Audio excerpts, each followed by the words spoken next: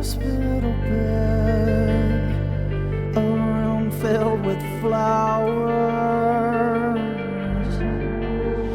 That song was more focused on my mom's side of the struggle, and she was a very religious person, and so much to the point that she got, I think when people deal with really life-shaking circumstances, they either get more religious or less religious, and she got more religious, and she didn't grow up religious, so I think religion to her was this really powerful saving grace. She tried every drug, every homeopathic, this and that, every surgery, and so she even went to this church that was a healing, faith-based church. They had this mindset that, it's kind of the name it and claim it and say it and believe it and it'll manifest itself kind of bullshit, which some of that is true in life. You can have self-fulfilling prophecies, but when you're dealing with actual things like cancer, it's a little bit different.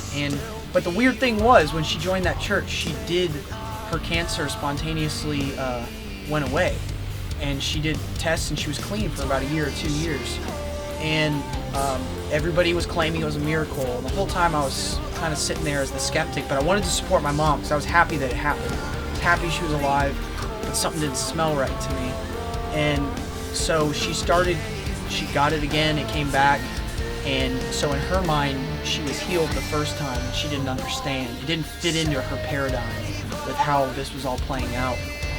And towards the end, I was getting less and less religious because this was my college years now, and I was starting to think for myself and challenge ideas, and so she was getting more religious, and it felt like this. Not only was my mom being pulled from me physically, there was this emotional connection that was being severed. Things really got boiled down to life and death, and she was about to go. There was kind of this breath where I think we looked past all of it and realized that she was my mom, and I was her son. We loved each other beyond all the bullshit and all the ideas that we have about life. And we were coming home from a show on the road, and I got a phone call. We were about five hours away, and I got the call that my mom was dying, and they said, you need to get home quick. So we were hauling ass back home, and fortunately I got there before she passed away.